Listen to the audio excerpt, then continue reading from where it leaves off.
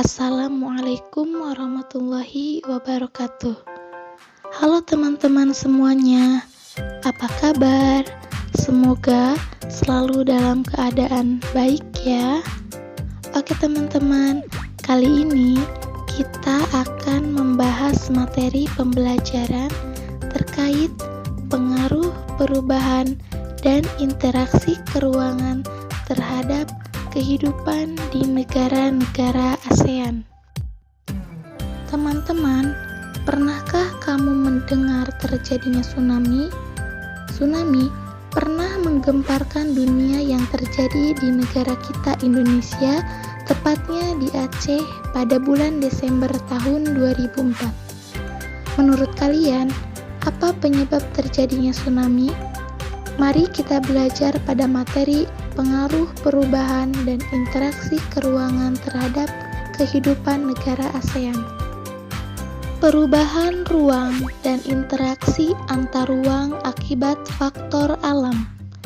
Kondisi alam dan sosial negara-negara ASEAN hampir sama atau homogen dan saling membutuhkan, memudahkan interaksi antara satu negara dan negara lainnya. Berikut dijelaskan faktor yang menimbulkan berbagai bentuk interaksi antar negara ASEAN, yaitu yang pertama faktor iklim. Negara-negara ASEAN memiliki tropis kecuali sebagian negara Myanmar beriklim subtropis. Negara-negara ASEAN terkadang mengalami perubahan iklim yang tidak terprediksi. Ini disebabkan karena alih fungsi lahan dan perilaku sebagian penduduk yang merusak lingkungan, sehingga menimbulkan pemanasan global.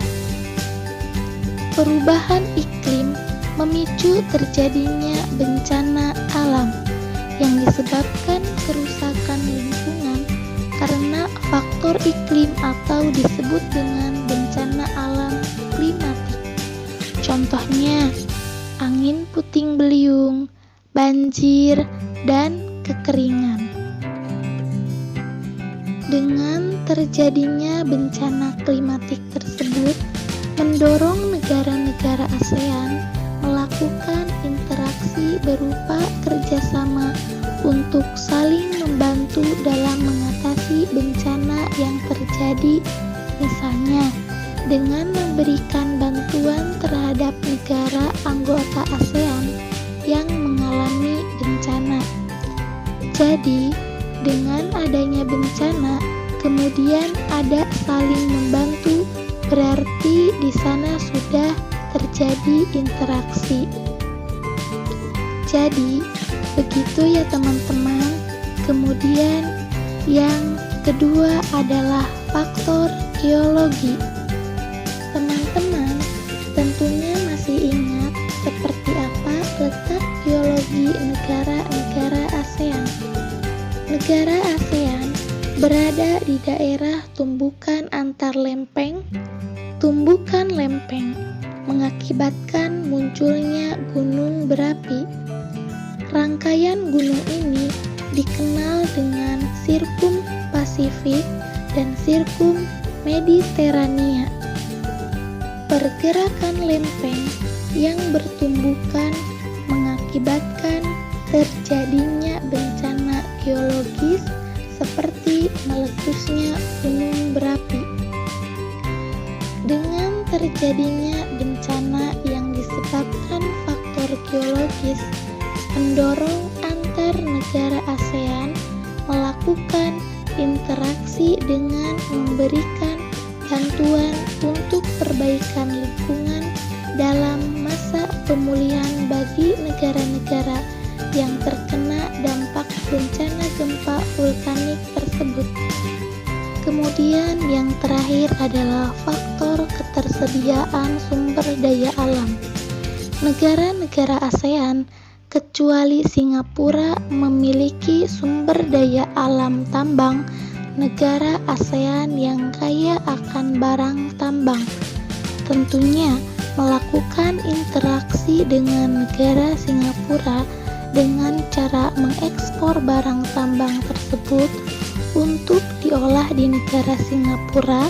Dalam kegiatan ekspor impor ini telah terjadi namanya interaksi antar uang. Di negara-negara ASEAN, tidak semua sumber daya yang dibutuhkan tersedia di negara tersebut untuk diperlukan pertukaran sumber daya alam dalam kegiatan jual beli. Teman-teman, kegiatan jual beli sumber daya alam juga dikategorikan sebagai bentuk interaksi antar negara. Jadi, cukup jelas ya teman-teman mengenai faktor yang menimbulkan berbagai bentuk interaksi karena faktor alam, yaitu faktor iklim, faktor geologi, dan faktor ketersediaan sumber daya alam. Selanjutnya yaitu pengaruh perkembangan ilmu dan teknologi terhadap perubahan ruang.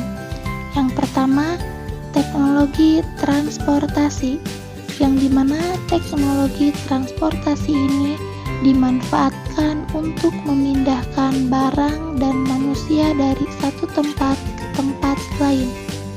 Contohnya, alat transportasi tradisional dan modern seperti gerobak sapi dan kereta cepat. Yang kedua, ada teknologi komunikasi. Komunikasi merupakan cara manusia saling berhubungan atau berinteraksi. Ilmu pengetahuan telah berjasa mengubah perkembangan teknologi komunikasi menjadi semakin canggih. Berbeda dengan keadaan pada masa lalu ketika komunikasi masih menggunakan surat yang membutuhkan waktu lama untuk sampai tujuan. Perkembangan teknologi komunikasi sangat menguntungkan karena dapat mengurangi jarak dan waktu.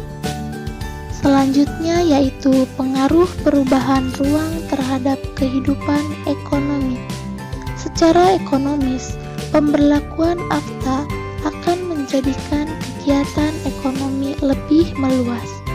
Produsen beras seperti Thailand dapat dengan mudah mengekspor produknya ke Singapura, Indonesia, dan negara anggota ASEAN lain tanpa dibebani pajak. Begitupun sebaliknya. Kerjasama negara-negara ASEAN ini mendorong terjadinya perubahan tatanan kerjasama antar negara dalam bidang ekonomi. Dan yang terakhir adalah pengaruh konversi lahan pertanian ke industri dan pemukiman terhadap perubahan ruang dan interaksi antar ruang. Dapatkah kalian membayangkan bagaimana perubahan yang terjadi di daerah di mana lahannya dikonversi?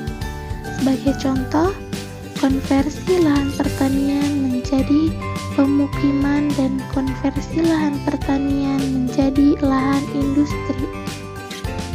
Konversi terjadi terutama di daerah pinggiran kota ataupun area persawahan yang letaknya berdekatan dengan fasilitas umum seperti di dekat pasar.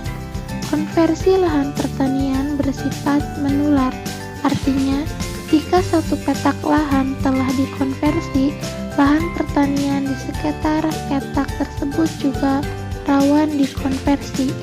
Hal ini berpengaruh terhadap kelangsungan kehidupan masyarakat di daerah tersebut. Demikian penjelasan terkait pengaruh perubahan dan interaksi keruangan terhadap kehidupan di negara-negara ASEAN. Semoga bermanfaat ya. Sampai jumpa pada video pembelajaran berikutnya. Terima kasih. Assalamualaikum warahmatullahi wabarakatuh.